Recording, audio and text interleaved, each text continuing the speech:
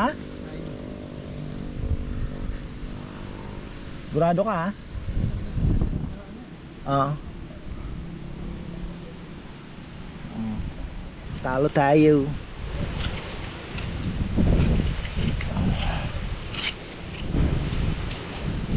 Papahilot si Papa yan eh. Very good mga farmer, napakaganda. Uy, ang ganda ng mostaza.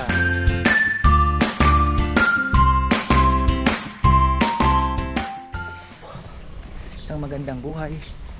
Kahapon nabitin ako sa pag-i-spray. Sinarge ko na lang muna. So ayan, tayo naman ay bibisita sa mga gulay natin. Hinahangin pa rin. Ayan, sana naman magka monsoon break na. Kukuha tayo ng talbos, ng kamote. At ganda ng ating mga talbos mga farmer. Hinikutan natin yan kahapon. So far so good. Tapos kahapon nag-abonon tayo dyan, calcium nitrate. Sabi ko nga kahapon, i-sprayhan ko naman ang fish amino dahil medyo umaaraw. So magandang mag-spray. Kaya lang itong ating radish mga farmer ay medyo nadisgrasya ng hangin at ulan. So wala tayong magagawa dyan. Ito, ayusin natin to. Ayusin natin tong mga kamatis tumubo Ayan mga kamatis. So ayusin natin to. Ito yung ating mostaza. Ganda ng mostaza natin. Looking good. Medyo kulang ng kaunti sa pagka green. Pero gigreen yan. Huwag kayong mag-alala. Gigreen yan. Meron ng calcium nitrate yan. Kaya antay lang tayo ng mga ilang araw pa. Tapos may fish amino naman tayo nilalagay. Ako natutuwa dito sa pechay kasi so far so good, wala pang insekto. Pero tayo makakampante dahil mabilis po ang mga uod mga farmer. Ayan, magaganda na, makapalang ng kaunti pero pwede na yan. Daanin na lang natin sa foliar fertilizer para medyo kumapal ang katawan nila kasi nagkulang tayo sa pataba dyan. Medyo yan, dito lalaki. Itong kangkong actually na lang to, 1 week na lang pwede na tong harvestan nga lang medyo kapanghinayang naman pero mabilis pong lumalaki. Ito, re-replant tayo. Baka kangkong na din lang. Ayan. Ayun ang kailangan natin Ayun ang ating delivery man. Ingat. Ha? Oo.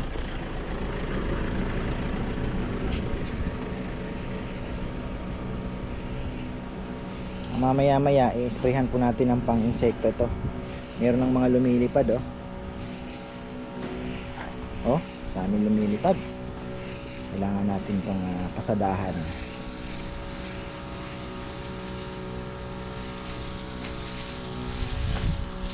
Ito, medyo weak talaga ang lupa. Kangkong natin sa kabila. Weak. So, bago natin replantan yan, mapakuha tayo kay Kongkong ng mga tae ng kalabaw. Ayun dun, hahaluan natin. Tingnan natin ang difference. Ito, medyo weak talaga siya. So, sinapugan na natin to ng calcium nitrate at dinilig na rin. Gumanda-ganda.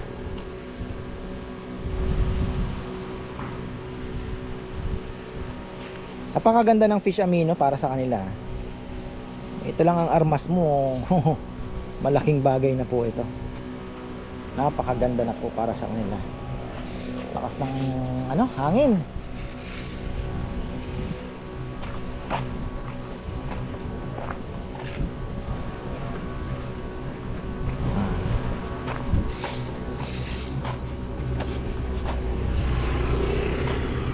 Yan natin yung ating avocado.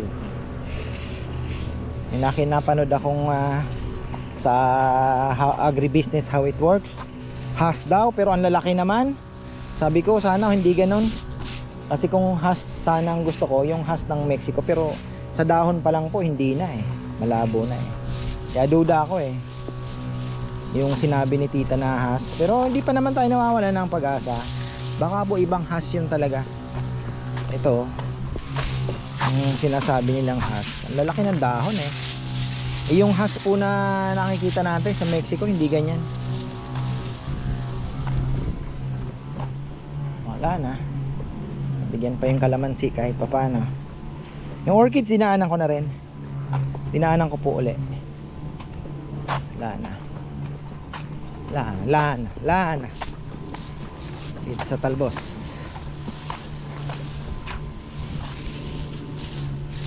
Bagay kahapon ha, dali naman natin yan.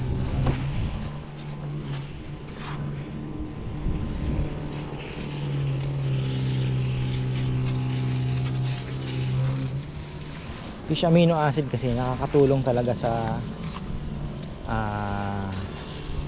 pag may sunlight.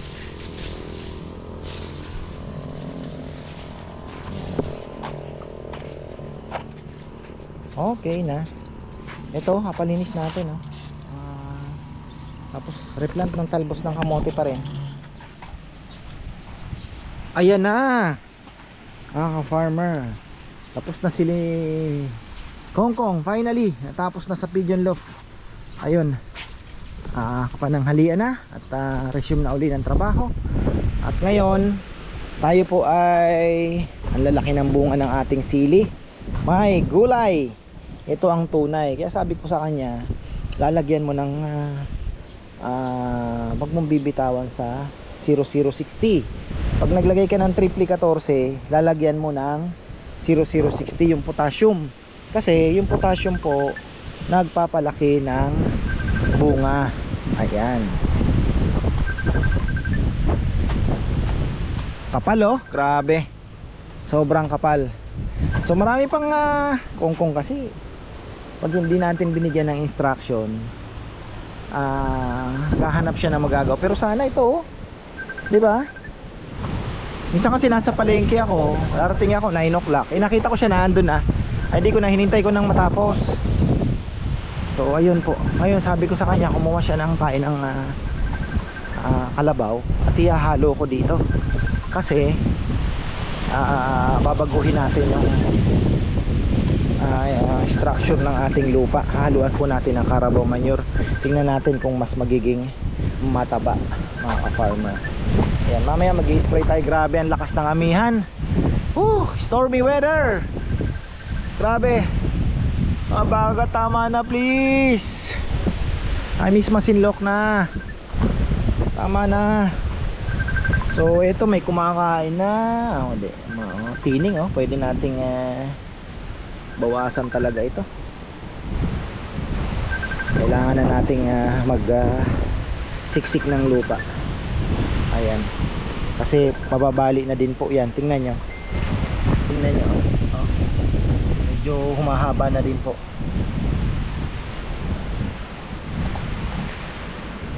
Ito bagyo na ata ito ah. Bagyo na ba ito? Ano na nangyari sa'yo? May bagyo na ba? Ha? Namamaga daw yung ano mo? Puhod mo? Pag uwi ka ng ano, laman loob mamaya. Na? Yun ang gamot mo, kalahating kilo. Huwag kang kakain ng kanin. Ay, ha? Para mamaga na ng gusto yan. Dito? Nasaan yung panghalo natin? Ha? Hindi, yung ano, yung maganda pala sana. Oh. Tuyo na ba? Maganda na. Ganda oh, yan ang sinasabi ko. Ito ang tunay. Oh. Tanggalin mo yung mga ano. Ito tunay, may bulats.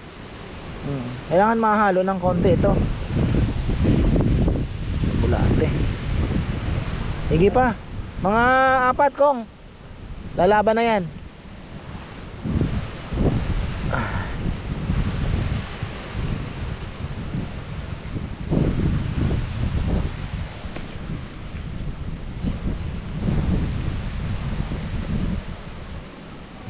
lalagay natin dito yung bok choy. Ano natin, alam nyo mga ka-farmer, sa totoo lang, kung papipiliin ka, Carabao manure at chicken, maganda din yung chicken.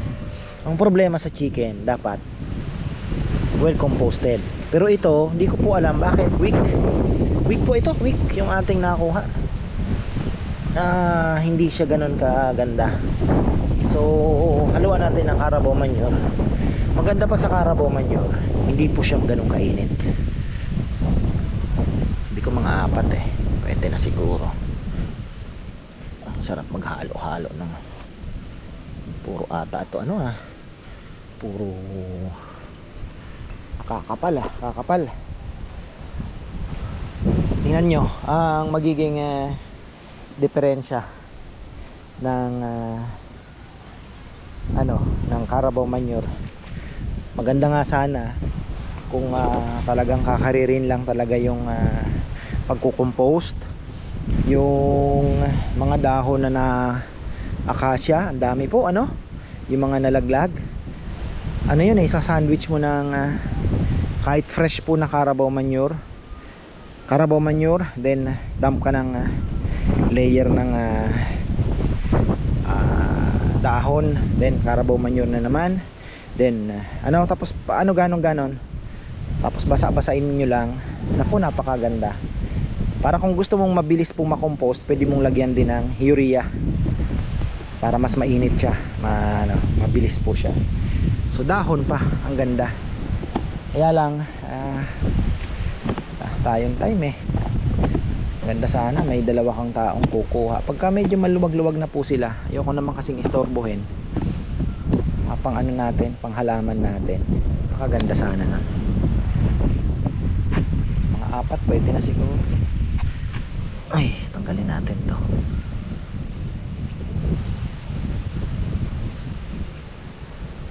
Marami po ang mahina ngayon ng ordera ng lechon. Mga ahente tatawagan, kahit tayanggihan mo na, alam mo yun, baka mamaya mamatayan naman tayo. 12,000, 13,000, paano mo hahabulin yun, di ba? So tsaka ka-farmer Anthony, dami pong baboy. Ito naman, mapasandal ako dito sa pintuan pala to. Pintuan, muntikan ako kala ko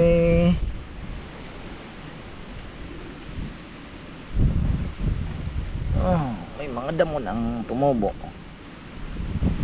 So dito tumakas yung tubig yan na natin yan. Bulate very good sign. Hayaan na lang natin yan dyan.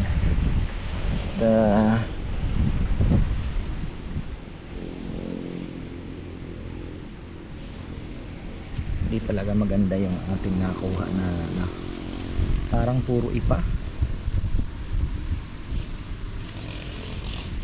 Maganda, may pa Carabao, pero maganda. Ang kinaganda naman po is loose po, hindi siya putik, loose po yung soil, kaya maganda pa rin. Kaya lang yung parang yung nutrients hindi ganon ka sige, ginamay ko na yan ganda.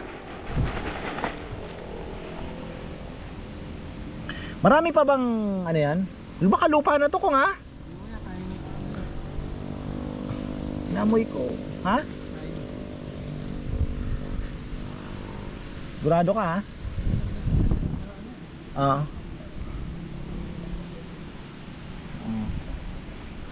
ganda talaga. Bibili sana ako ng kalaykay kanina. Kalimutan ko na naman. Yung sa binibilhan ko, kalaykayin mo lang to kalaykay ka lang ayun may kalaban to, kumakain ng ugat. Delikado yan, paborito ng manok, uok. Kinakain yun mga ka-farmer, alam nyo ba? Kinakain yun. Ay my goodness, sinyales na mataba ang lupa. Look at that. Tapon natin sa fish pan, wala namang kakain nun.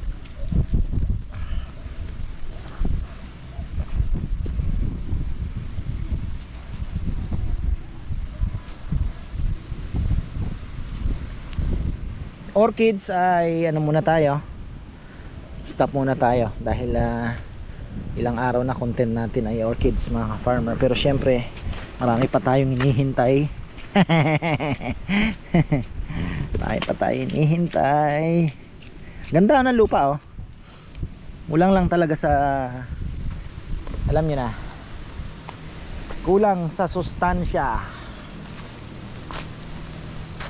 Kaya sabi ko nung una pa lang titingnan natin.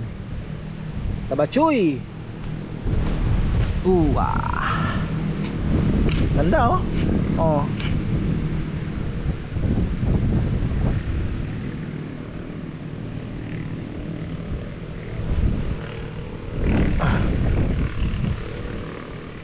Halo tayo. Bok choy tayo, bok choy. Tapos ito ay yan na mga farmer, kailangan na natin ganyanin yan kasi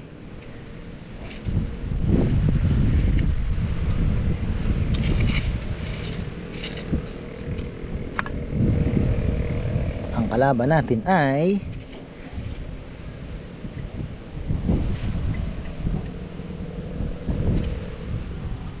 ganda na ang mustasa natin, makapal lang ano kong na? Ilan na? 3 na? Ha? Isa pa dito. Hanggang mapagod ka ng ano. Bigyan kita ng ano ha? Laman loob. Ha? Bukas yun almusal mo. Na? Para makapag-day off ka ng maganda-ganda. Ayan. Naatake siya ng ano ngayon, arthritis, gout mga kafarmer. Matanda na rin talaga. Sabi ni Papa yan, gout yan.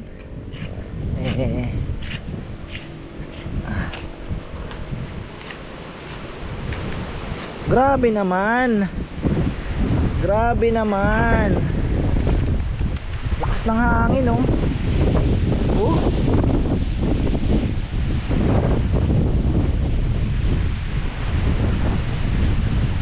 Ang hangin ha. Sana last na to. At ayun, ganda bali na yung ano natin oh. Mga magre-replant na lang siguro tayo. Kailangan yan nasa malalim. Matutubuin natin sa malalim. Then oh, talagang parang iniikot eh. Ay nako, kawawa. Sayang, laki na pa naman sana. Medyo malalaki na pala, up close and personal. Kasi pag nasa ano ka, hindi pagkalinapitan mo, malaki na din pala. Malalaki na. Yan na po. Medyo makapal to pero hindi na natin pakikialaman ano. Tingnan natin kung mapapalaki natin sila. Tapos pagka hinugutan mo yan, kunyari ito kinuha mo, yung mga may iwan yan, lalaki din naman po yun. Parang syempre wala na silang kaagaw, lalaki yan. Ganyan din po yung ginagawa sa pechay. Yung iba, yung pang backyard lang ha, wag po nating ikumpara sa mga professional na talagang iba naman yung style nila. Pero tayo naman kasi dahil backyard lang at libangan, iba naman yun. So ayan lang yun, kinakamay-kamay ko na kasi medyo ano lang yan, ganyan lang. Medyo delikado na kasi yan gaya medyo umaano na Oy, may kukuha ata ng lechon. Oy, meron pa? Sarado kami, ano kami? Ay, sarado. Sabado-linggo lang. Ay, Sabado-linggo lang. Oo. Sabado-linggo lang. Oo. Sabado-linggo taga rito lang ba kayo? Kabiyaw po. Kabiyaw. Ang dami ng mga viewer, mga hindi viewers po na talagang nakakaalam ng kainan. Kaya lang ang noon is hindi nila alam gaano yung schedule natin.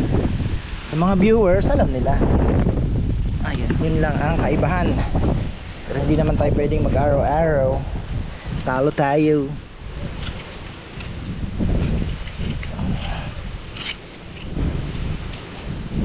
Papahilot si Papa yan May pilay po kasi siya. Alam niyo yung nahulog siya dito sa, ayun, iniinda niya pa rin po hanggang ngayon. Sabi ko, Papa, yung kailangan yan professional hilot talagang maka ano, yung frozen shoulder ang nangyari. So ayun, tayo natin, lungan natin si Papa Yang, wawa naman. Malalaki na pala, looking good, kapal oh. Pwede natin bawasan yan, gigigil ako, gusto kong bawasan. Ay, very good mga farmer, napakaganda. Uy, ang ganda ng mostaza. Ayan, bukas itutuloy natin. At bukas magtatanim na rin tayo ng bok choy mga farmer. Tapusin ko lang yung aking vlog at marami pa pala tayong gagawin. So ayan, eto, tamang tama, paraglagan natin to mga 6 na kangkong na lang po ilalagay natin dito. 6 na hakot nung ano ng kalabaw na yon. At tingnan natin ang magiging kaibahan. And I guarantee mas magiging maganda po yung ating magiging halaman dito, dahil ito po ay Carabao manure. At ang kinaganda sa Carabao manure, grass din po lang to. So ayan, ito ay ang Carabao manure ba ito?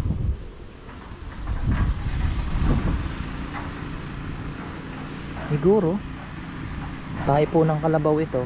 Pinakamay ko lang, ayan oh. Actually pwede nga tayong mag vermicomposting uli kung gugustuhin natin. Pagka tayo po ay nakaluwag-luwag na. Dami lang po kasi tapang ginagawa talaga, kaya hindi talaga matututukan. So kailangan talaga ng 2 na siguro ang tao natin, vermicomposting. So ayun, ikot-ikot lang tayo dito sa farm at pwede natin gawin yon. So ayun po mga farmer, at pwede natin tong ito, budburan tong kangkong na to sa gilid-gilid siguro ng Carabao manure din. Tingnan natin. Ano? Yan lang muna gawin mo ngayon. May ano ka ba? May task ka ba ngayon? Yeah. Meron kang gagawin ngayon? Pinapapatay mo ano kaya? Pinapatay ko na. Alin? Alin ba? Yung mga ano magti-trim na. Oo, sige. Ito kinakain to ko nga. Nakita mo kumakain sa Facebook nito? Okay. Ha? Pero hindi ko. Subukan kaya natin. Ikaw yung unang subo. Ay. Na? Ayaw. Sarap na sarap eh, no? Sinasawsaw sa suka. Wala nang ano yung kuya. Ha? Meron pinasuka. Meron pinasuka sila. Malinis na yung loob. Magpasuka ka kaya.